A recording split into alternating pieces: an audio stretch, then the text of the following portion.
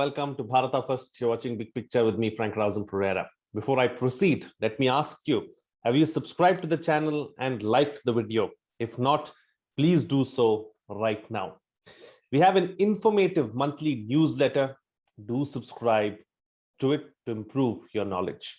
And how can I not tell you about the Bharata First Knowledge Center, our big success story? It is the one-stop destination for all your competitive exams needs. Hundreds are reaping the benefits of the Knowledge Center. Make sure that you are not left behind. We now have 26 courses to address your learning needs, all available at less than 1,000 rupees per course as part of our ongoing early bird offer. What's more, the first 100 to register will get a further discount of 10%. So what are you waiting for? Go to kc.bharatafirst.com and register right now. Be a part of this amazing way of learning. Ensure that you don't miss out. All this information along with some must-see recommendations are in the description of the video. Please go through it. And now on to the discussion. A Russian official said in Dubai on Sunday that delivery of the S-400 air defense system, 5 of which were bought by India from Russia in 2018 for nearly 5.5 billion US dollars, has begun and is going on as per schedule. Now, the first unit is expected to be operational by the end of the year. The acquisition has the potential to cause a diplomatic rupture between the US and India when the two countries are on a path to a tighter relationship. Considered one of the most advanced and potent air defense systems in the world, the S-400 Triumph has the capability to protect against almost all sorts of aerial attacks, including drones, missiles, rockets, and even fighter jets. The system intended to act as a shield over a particular area is a long-range surface-to-air missile system. In this edition of Big Picture, we will analyze the S-400 air defense system. Joining me on the program today are AVM Sunil Nanodkar, retired defense and aviation expert. Also with me on the program is Major General Shashi Asthana, retired, who is also a strategic analyst as well as a security expert. Thank you to both my guests for joining me on this edition of Big Picture. General, let me start the program with you first. Much awaited S-400, everyone, especially in the defense sector, has been speaking about it for a while now. China has it. Several of the other countries has it as well. We still don't have it, but at least we are moving in the right direction as far as the S-400 is concerned. What does this mean for us? S-400 is a very good capability as far as the air defense systems are concerned. When we contracted it with Russia, it was certainly the best system available at that point of time. And we did not have an alternate system at that point of time. Subsequently, although the threat of Katsa has been zooming and all those issues have been continuing, but notwithstanding that, Indian position was very clear. That deal stands signed. It was 5.4 billion deal which was signed. As far as United States is concerned, their concerns are not, I would say, are unfounded in a manner, because we have the foundational agreements. We are working with the Western as well as the Russian technology already. So this transfer or thinking that perhaps there can be a little bit of concern regarding transfer of technology or something like that will happen, that I think is unfounded. As far as the strategic picture is concerned, Katsa was a concern in a manner that for United States, they had sanctioned Turkey, which when it acquired S-400. Now, in a recent article of mine, I had mentioned that Katsa, they need to revisit this law for the simple reason, because even when President Trump signed it in 2017, he was not very much convinced. And although it got tremendous majority when this law was signed, but the fact is that even General Mattis told him that firstly, it is not having any effect on anybody. Secondly, it is basically restricting yourself. Thirdly, you are trying to bulldoze your way to on some of the strategic partners to say that no, you buy only from me. As far as India is concerned, certainly we want to diversify our defense procurement, which we have done. 67% of our equipment used to be from Russia earlier. Now it has been reduced to almost about 53%. And by and large, our inventory now holds equipment from US, France, and Israel. These are the three major countries from which we are procuring. In addition, we are also looking at Atmanirbhar Bharat, and a bulk of the equipment is going to be manufactured from within India.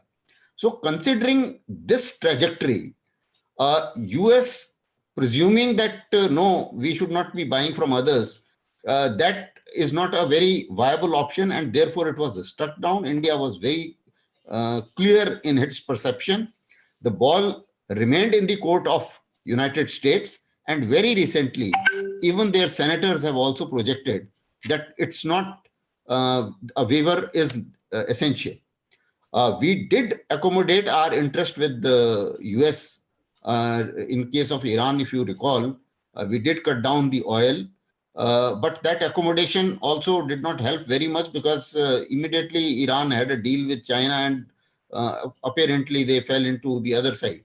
So this logic is now very well understood even in the with the Americans, that getting tough on S-400 will not work, and therefore perhaps we may say see a waiver in recent time to come. As far as we are concerned, the missile is to come, the S-400 equipment is coming, that is for sure, and it will come as scheduled, and it will be certainly be a force multiplier for Indian Defense Forces. Absolutely. You know, this is an aspect that I want to take forward with you, AVM, the force multiplier aspect.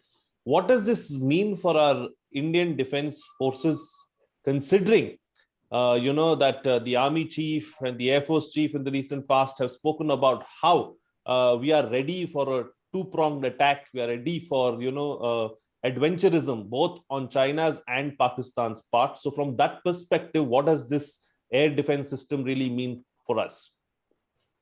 Yeah, first of all, thank you very much, Frank, for having me on this very important issue that we are discussing today. And like the general has said, that the system is the system is here to stay. And, it gives a tremendous boost to our air defense capability as a whole. Now, talking about S-400 system per se, it's a very composite system. It's a multifaceted system wherein from a very long range to a very short range, this system can protect our country from ingress of any article from the medium of air. Now, that is something that we have been lacking in our system. Secondly, when both the chiefs, you mentioned that they were very categoric about mentioning that we are ready for two-front war.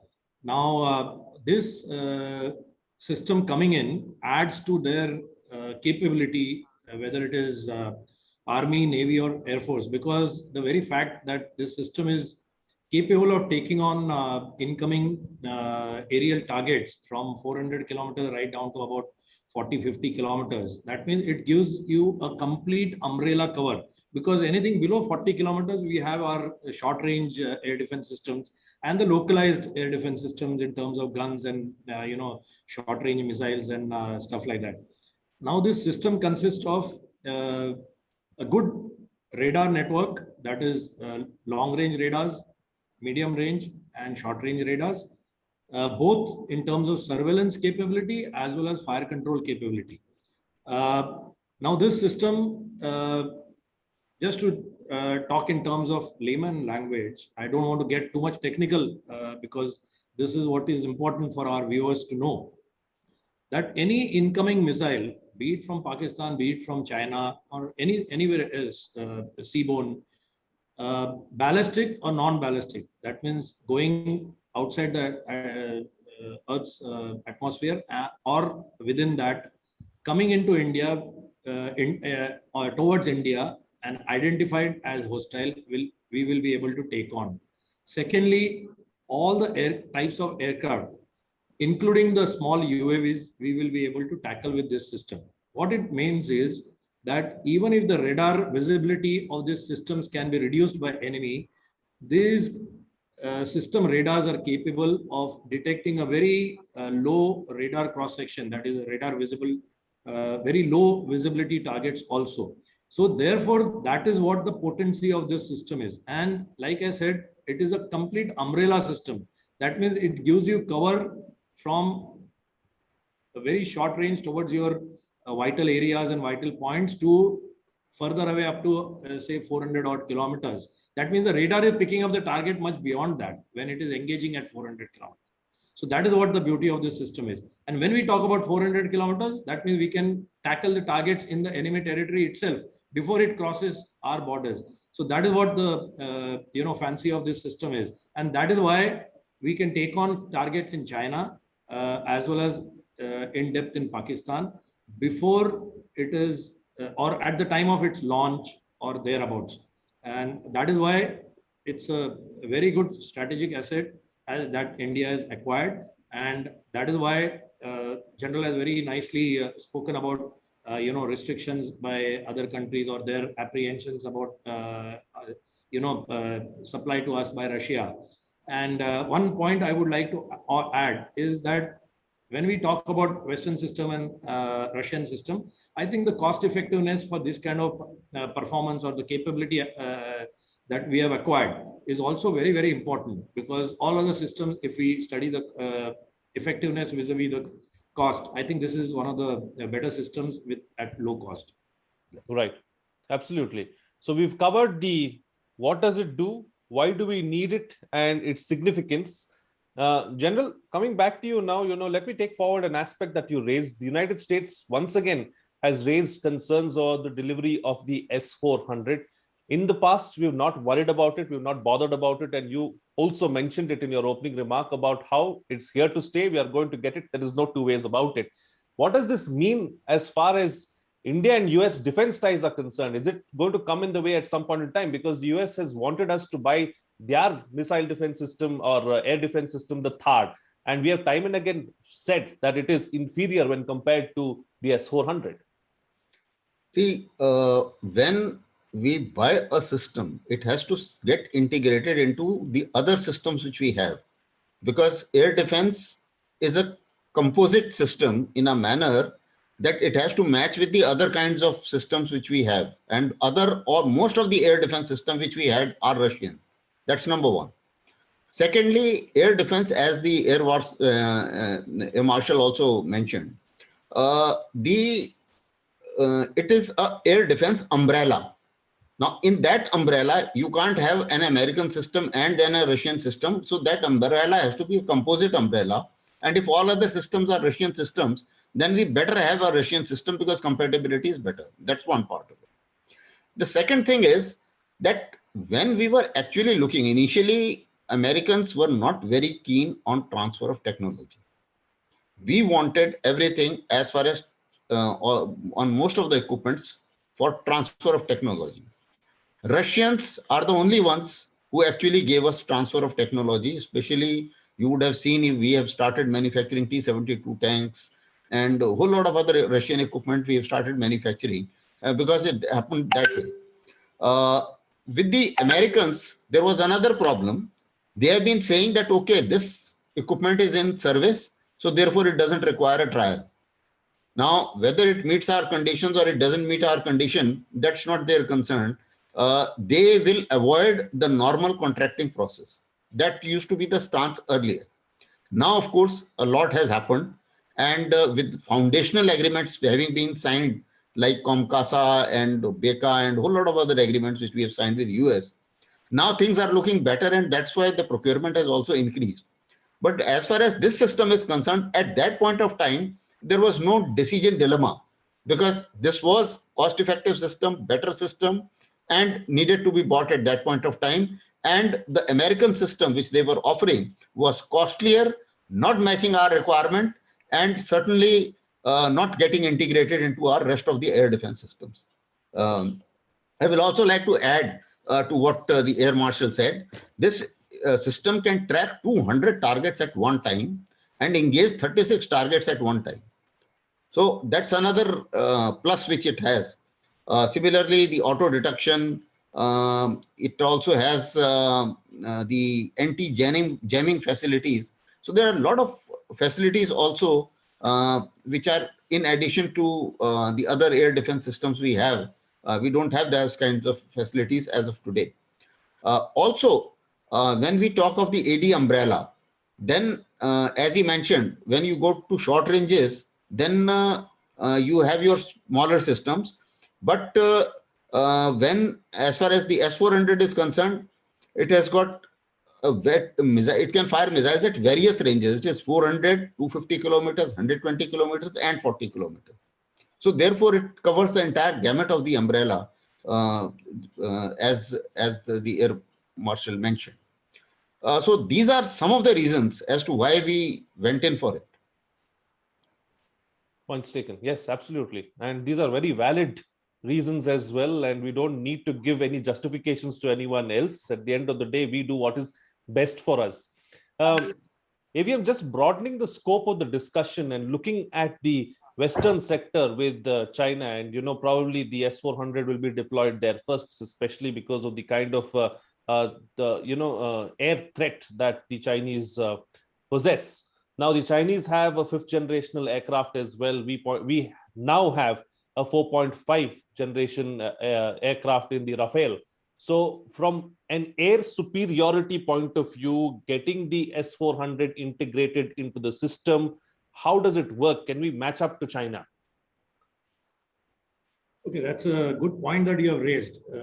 First and foremost, I would say that we were better off as far as the aircraft are concerned in terms of the numbers and the kind of deployment that we have thought of for quite some time now. In terms of generations, I don't give too much to this 0.5 deficit or thereabouts what we are talking about. There are a couple of aspects to it, that when we say that Chinese are claiming to have 5th generation aircraft, or maybe they are going ahead for 6th generation aircraft and all that, what actual aircraft capability that does it translate into is what we have to think about. And secondly, how do we utilize them? Because having a 5th generation aircraft on a high level airfield, from where it can have a restriction of carriage of weapons, it can keep doing aerobatics over the airfield, but it can't carry as many weapons as I can carry. So it's of no use as far as war fighting is concerned. So I think we are, if we have to really match for performance to performance, then in times of a crisis, I think we will be better off in launching our aircraft from our airfields from on our side. So that is one aspect. Secondly, it was not the aircraft only that we were bothered about. It was the missiles that Chinese have deployed in this region is more, was bothering us more. And against them, we had very limited defense. So that is why the significance of this systems and the deployment of this system in the region that we are talking about is more important. So therefore, now what has happened is it's not only the aircraft, it is the missiles that the Chinese would have deployed. And we have a lot of reports. We have tracked their movements, missile movements and silos. And therefore, our deployment has been taken into account the way both the chiefs have mentioned, that how we are going to utilize this system, and not giving, of course, the details, but a general idea as to how, what is the threat that we are countering exactly. So it is a combination of 3 things, like I mentioned earlier. It is the Chinese missiles, it is the aircraft, and also the UAVs, because all these 3 combined are going to be a potent force to be tackled in times to come. So that is why significance of induction of this system at this time is extremely important. And like the general mentioned earlier, that the time we started conceiving that this is what we need, and the induction has been one of the shortest, for such a large system. And as far as voicing the opinion on restrictions and sanctions and all that, I think we know exactly, and you yourself has mentioned while starting this question, I think we should not bother too much about who is going to say what, because ultimately in times of crisis, they can only be of help. They can't be, coming to fight war for us and defend our borders. So I think we should be more, focused on what is our threat perception and what capability that we need to build over a period of time. And till now, we have been more or less reactive. I think it's time that India starts becoming proactive on all these things. Like, that has been the trend in the past. Maybe it was because of, economic developments in the country. It could be, many other reasons. And we were not so, marching towards Atmanirbharta as fast as we have. Now, at least there is a impetus on overall acquisition from outside, as well as, getting the technology in and building our own capability within house so that we don't have to go anywhere.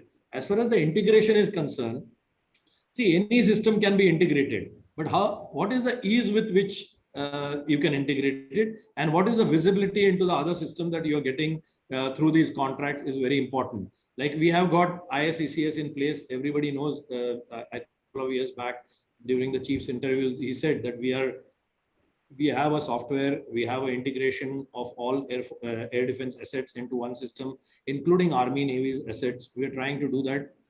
And we struggle with it. Why we struggle? Because we have got some very old legacy systems, which, were analog systems. We are still using them and they're quite effective.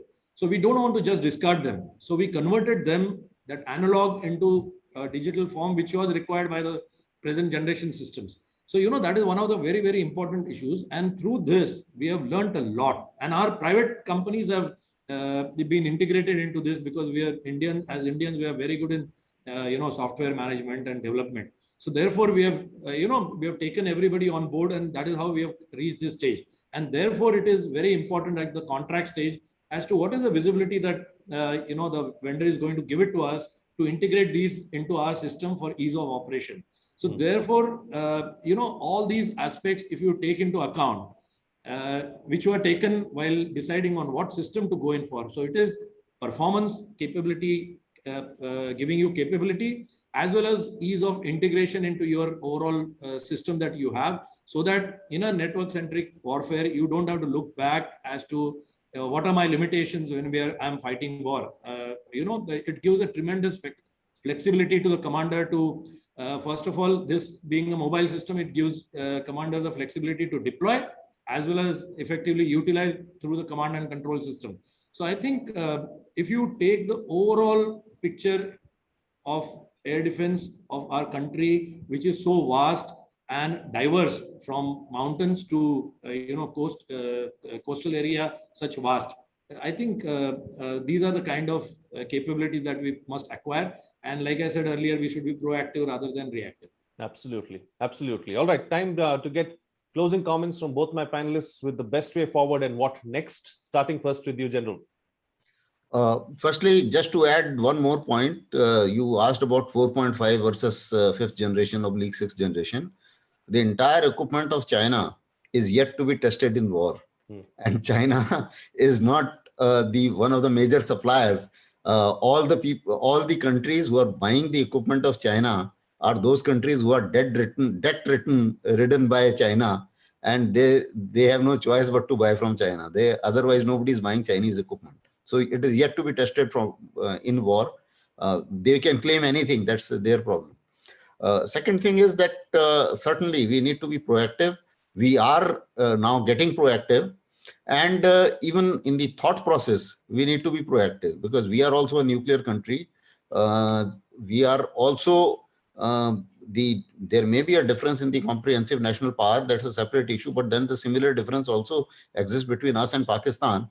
And if they can have a proper policy of bleeding us with 1,000 cut, and China can have a white paper, there's no reason why we should not have our national security strategy in place.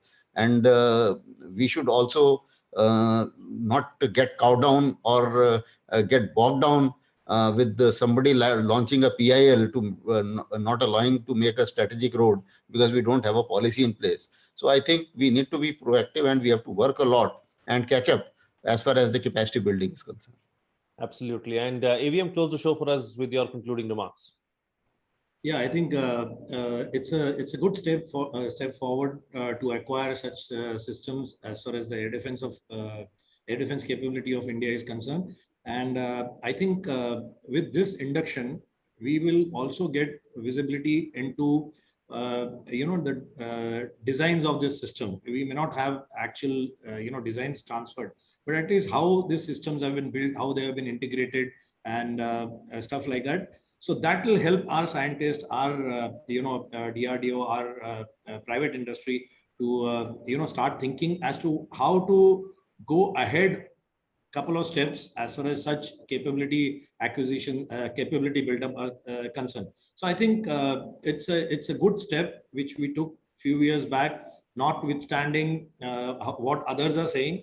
It is a good step, despite a lot of statements being made about scaring us to give up these kind of systems. And thank God we took a bold step of continuing with it and getting these systems. And as far as the balance of R is concerned, now it's a different scenario altogether when the chiefs talk about two-front capabilities with induction of such systems. And this is not a end-all kind of a system. I think we have to go a long way, but these are the baby steps that we had to take at this point in time to make sure that the balance is in nobody's favor. As far as the capability is concerned. So I think it's an excellent step taken, and look forward to operationalization of this system in the country. Absolutely. All right, gentlemen, we'll have to leave it at that. Thank you so much for joining me on the program and putting things into perspective for us. Thank you. Thank you. Well, what's coming out of this discussion is that the S-400 is a force multiplier for the Indian Armed Forces. It is the best system that is available, and we have done the right thing by putting our interests first. The US may be upset, but we have a strategic partnership with Washington, and we will continue to work with the US wherever possible. The S-400 system enhances our own defense capabilities, and it is vital for us to be better prepared for a two-front war. It also better integrates into our existing systems and is highly cost-effective as compared to other such systems. So we've done the right thing by going with it and sticking to it as well over the last few years. Now, before I go, let me once again remind you to like the video, subscribe, hit the bell icon. We have an informative monthly newsletter. Ensure that you subscribe to it. And let me also tell you about the Bharata First Knowledge Center, our big success story. It is the one-stop destination for all your competitive exams needs. Hundreds are reaping the benefits. Make sure that you are not left behind. We now have 26 courses to address your learning needs, all available at less than 1,000 rupees per course as part of our ongoing early bird offer. What's more, the first 100 to register will get a further discount of 10%. So what are you waiting for? Register at kc.bharatafirst.com right now and be a part of this amazing way of learning. Don't miss out. All this information along with some must-see recommendations are in the description of the video. Please go through it. That's it from me. See you again next time.